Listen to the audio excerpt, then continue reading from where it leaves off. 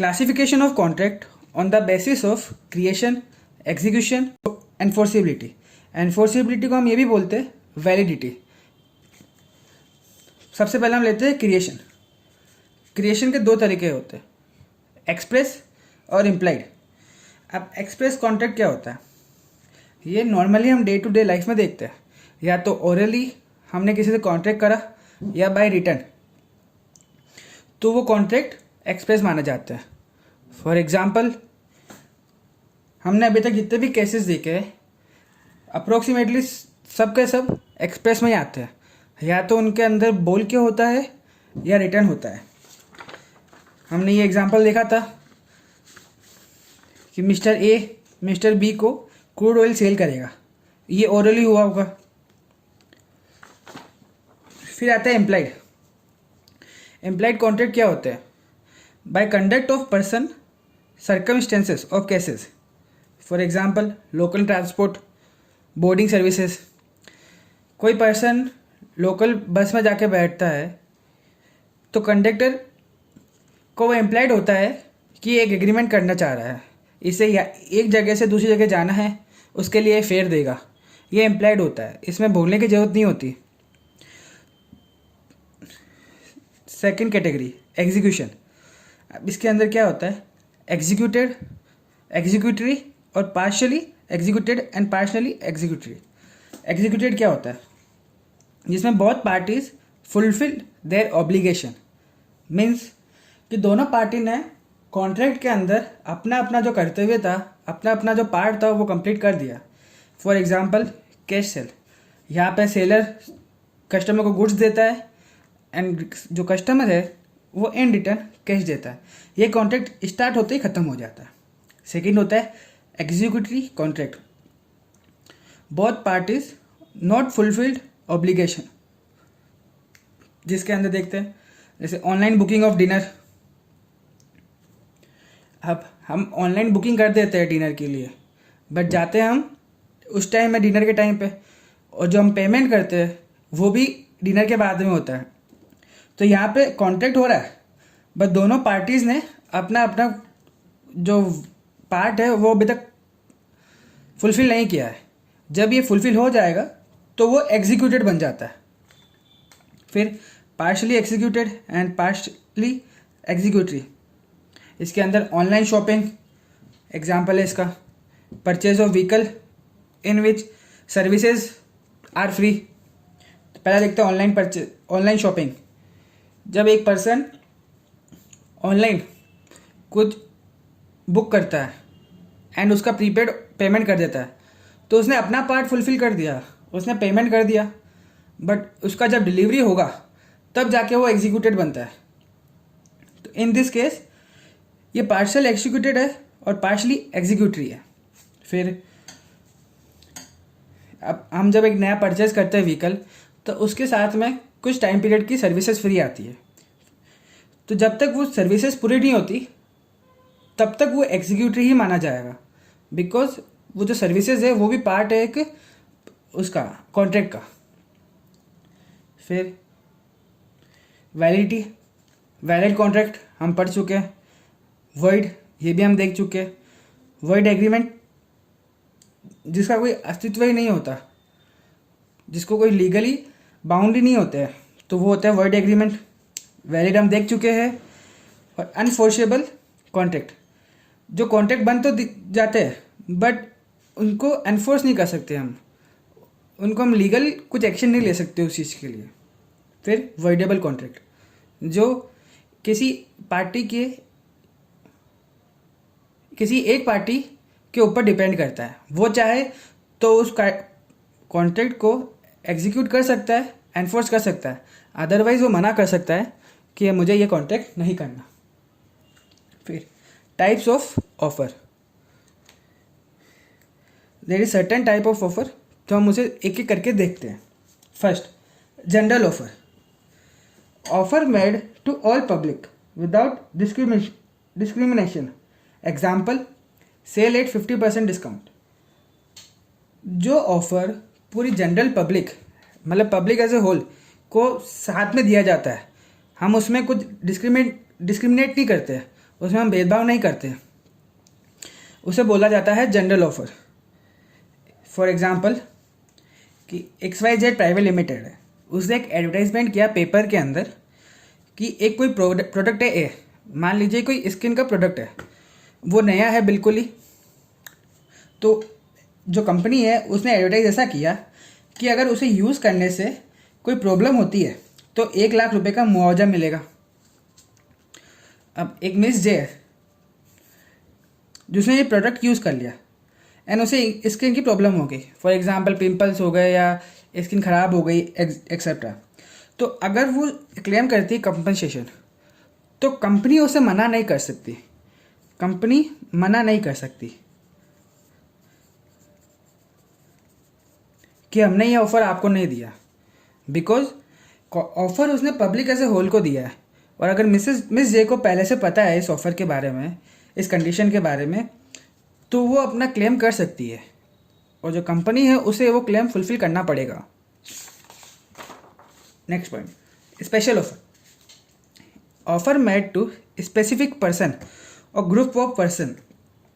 जो ऑफर दिया जाता है एक पर्टिकुलर पर्सन या ग्रुप ऑफ पर्सन को, उसे हम बोलते हैं special offer.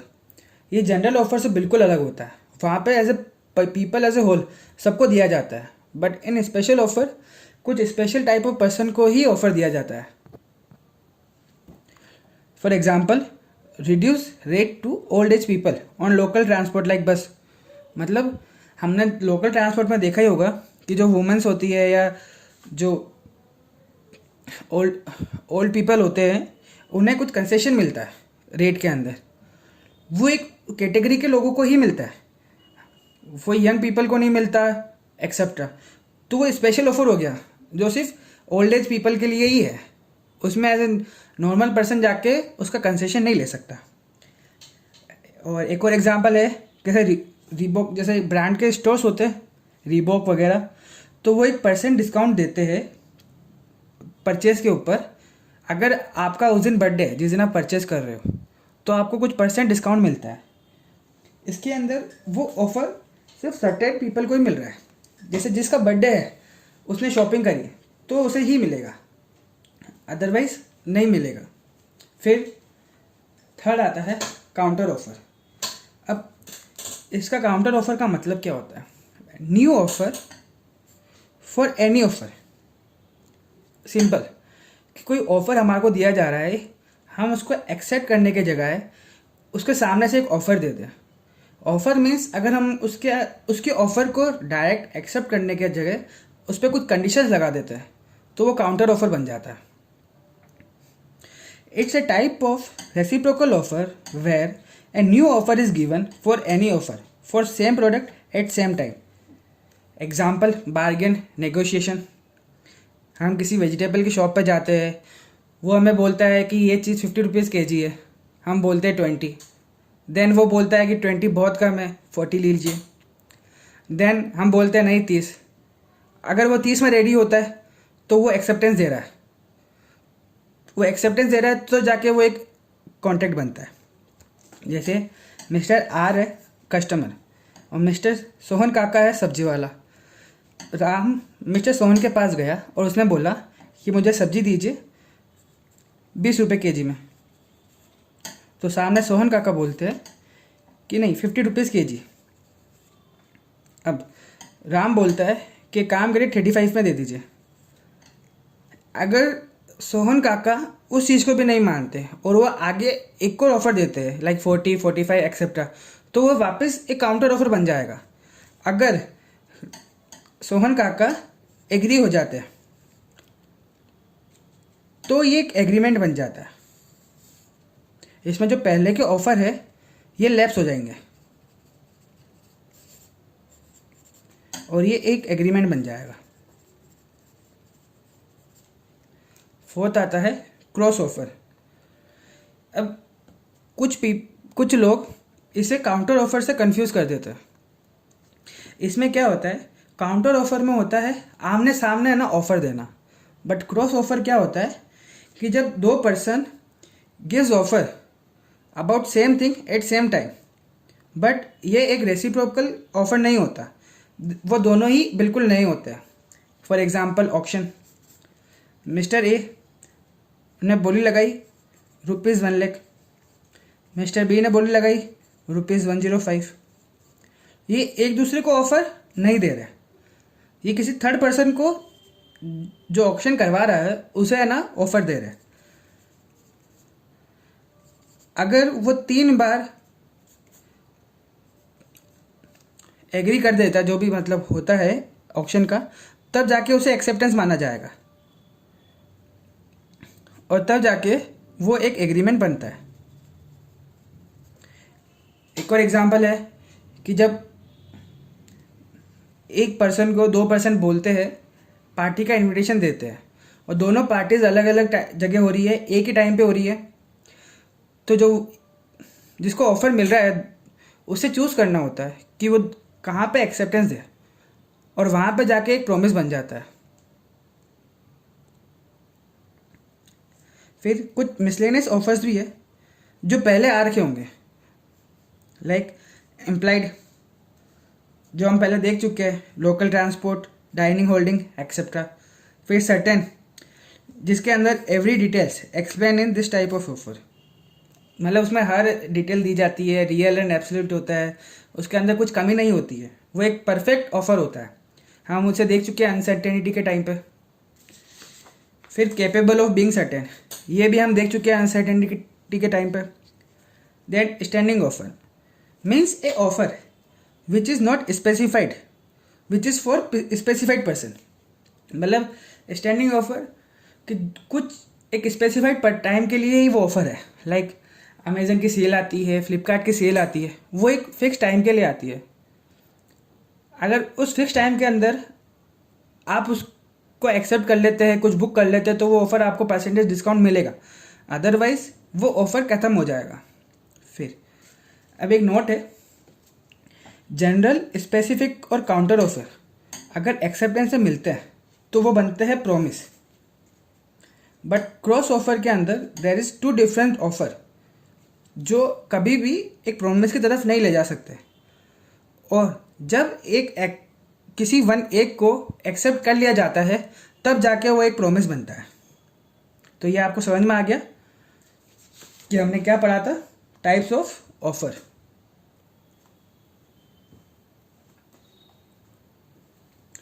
Rules for valid offer and proposal. अब हमने पहले देखा था essential element for a valid contract. अब हम देखते हैं कि ऑफर प्रपोजल जो होता है उसके लिए वैलिड रूल्स क्या है, उसके लिए रूल्स क्या क्या है जैसे एक ऑफर वैलिड बनता है। First, offer must be communicated. एक ऑफर जो होता है वो कम्युनिकेटेड होना चाहिए, मतलब वो किसी को देना चाहिए। आप किसी और पर्सन के साथ अगर ऑफर करना चाहते हैं तो आपको उस पर्सन तक ये अपनी बात पहुंचानी पड़ेगी, अपने इंटेंशन जो होता है, जो अपनी विलिंगनेस है एक कॉन्ट्रैक्ट करने की, वो उस तक पहुंचानी पड़ेगी, अदरवाइज वो ऑफर नहीं होगा, वो कुछ भी नहीं होगा। Second, offer will not be burden on offence.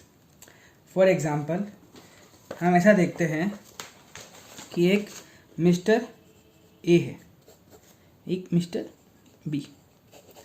अब मिस्टर ए ने मिस्टर बी को एक प्रपोज़ल भेजा कि आप मुझे आपकी कार मुझे बेच दीजिए, मैं परचेज़ कर लेता हूँ, ठीक है। इसने ये जो एग्रीमेंट है, जो ऑफ़र है, वो सेंड किया सपोज़ 1 अक्टूबर 2020। अब उसने इस कॉन्ट्रैक्ट में ऐसा लिखा कि अगर आप मुझे 7 अक्टूबर 2020 तक रिप्लाई नहीं देते,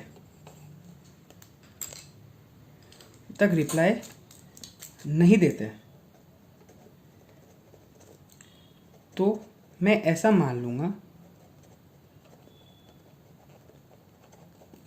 कि आपने एक्सेप्टेंस दे दिया।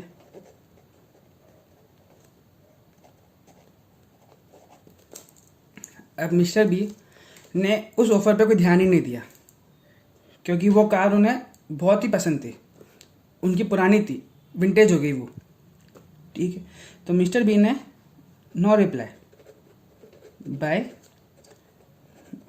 Mister B. भाई 7 तारीख तक उस बी का रिप्लाई नहीं आया, मिस्टर ए तो खुश हो गया कि मेरे को विंटेज कार मिल जाएगी। वो चला गया उधर लेना।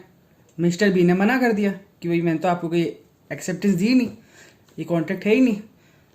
अब मिस्टर ए अगर वो चाहता है कि लीगली एक्शन लेना तो वो जस्टिफिकेबल नहीं है, वो कोई लीगल एक्शन नहीं ले सकता because it is not valid.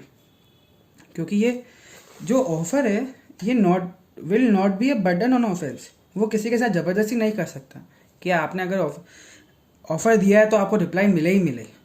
हाँ और ना की बात नहीं हो रही है, वो बात चल रही है कि रिप्लाई देवे ये भी ज़रूरी नहीं है।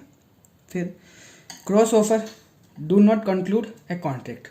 ये हम पहले देख चुके हैं कि क्रॉस ऑफर सिर्फ ऑफर होता है जो 2% एक टाइम पे देते हैं। यहाँ पे एक्सेप्टेंस नहीं है।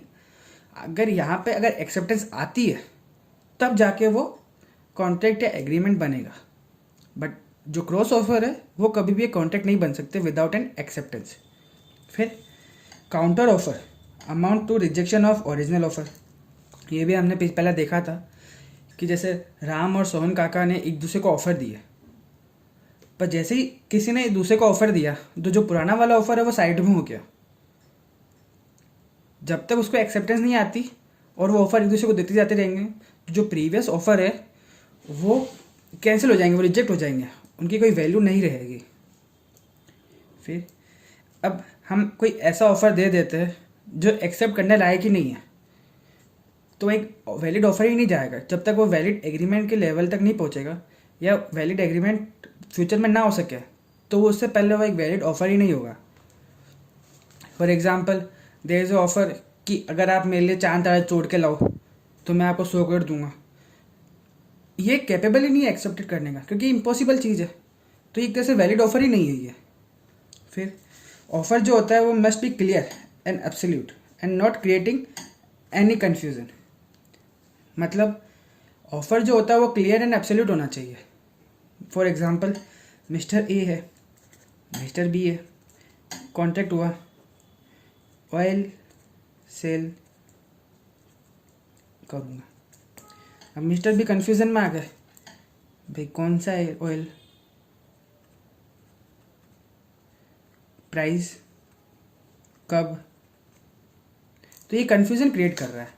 जबकि offer must be real, clear and absolute.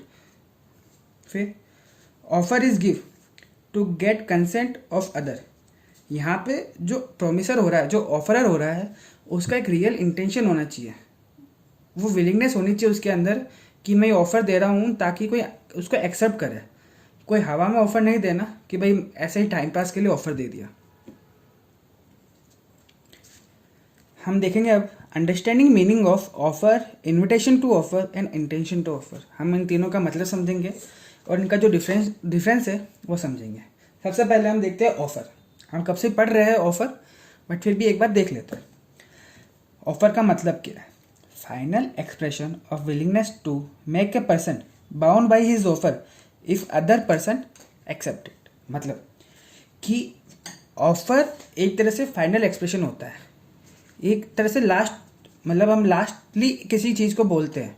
हम एक तरह से लास्टली ऑफ़र दे रहे हैं कि मैं चाहता हूँ कि ये चीज़ हो या इस चीज़ का हम कॉन्ट्रैक्ट करें। अब अगर सामने वाला पर्सन उस चीज़ पे एग्री होता है तो there is a legal connection, एक लीगल रिलेशनशिप बन जाएगा।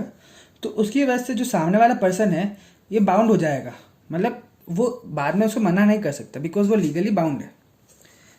इसमें नॉर्मल एग्जांपल है कि mister A proposes to buy goods from mister we.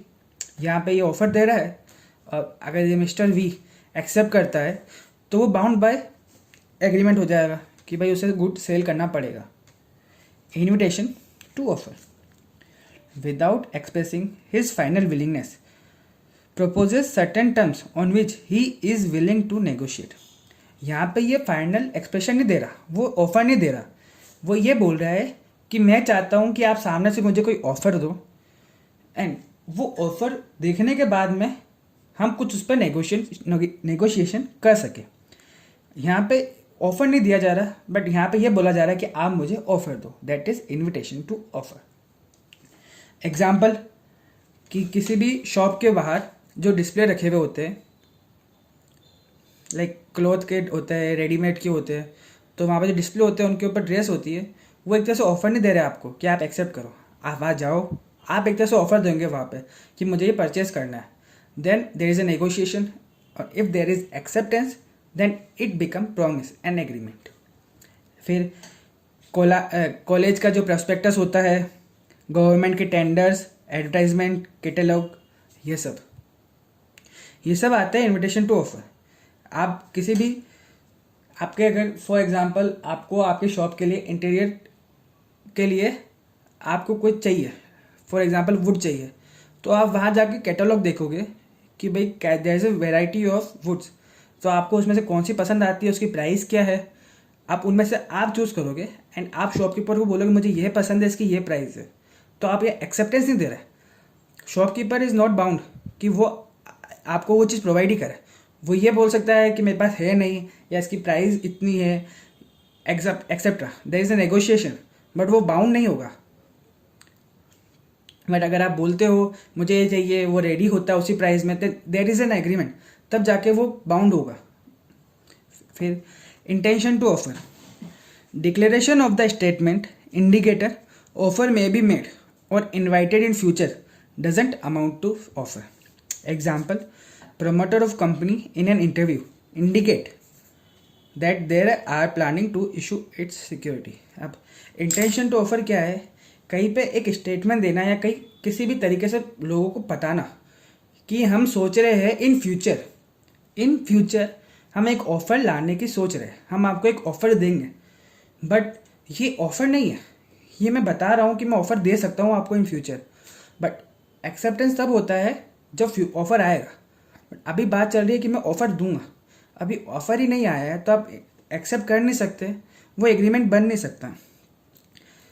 Example हमने देखा ही था कि जब प्रोमोटर किसी इंटरव्यू में बताते हैं कि हम इस कंपनी का सिक्योरिटीज़ आईपीओ में, इनिशियल पब्लिक ऑफरिंग में इशू करने की सोच रहे, तो वो ऑफ़र है नहीं है, सॉरी ये ऑफ़र नहीं है।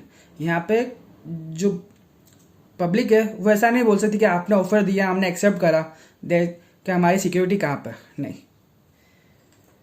अब इन्विटेशन टू ऑफर जो होता है can easily withdrawn and party can not claim any damage. हम इसका एक एग्जांपल लेते हैं इन्विटेशन टू ऑफर का। गवर्नमेंट बिल्डर्स, ये बिल्डर एम, गवर्नमेंट ने एडवर्टाइजमेंट किया कि हाईवे कंस्ट्रक्शन का टेंडर निकालना है, ठीक है। मिस्टर बिल्डर एम, उसने टेंडर सेंड कर दिया।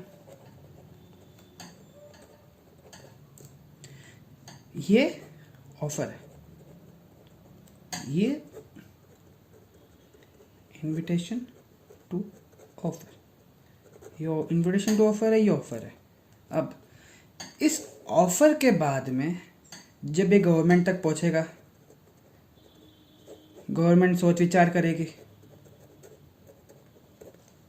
सोच विचार करा, अब अगर वो एक्सेप्ट करती है कि भाई टेंडर जो भरा है हम उससे सेटिस्फाइड है, हम एक्सेप्ट करते हैं कि आपको टेंडर मिलता है, तो वो बनता है एक्सेप्टेंस, और ये ऑफर प्लस एक्सेप्टेंस मिलके बनती है promise and in future agreement contract. But government ने एडवर्टाइजमेंट दिया कि हाईवे कंस्ट्रक्शन का टेंडर निकालना है, बिल्डर ने टेंडर भर दिया, ठीक है, उसने ऑफर दे दिया। फिर एक मीटिंग रखी गई मुंबई टेंडर पास होने की, टेंडर पास होने की मीटिंग रखी गई।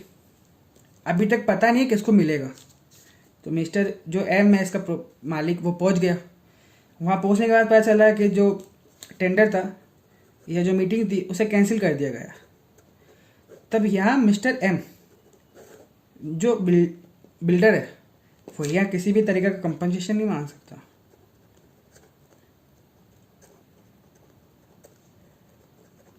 क्योंकि अभी तक गवर्नमेंट ने कोई ऑफर नहीं दिया, गवर्नमेंट ने कोई एक्सेप्टेंस नहीं दी, तो ये कोई लीगली बाउंड नहीं है इसके ऊपर कि उसे करना ही पड़ेगा। That's it.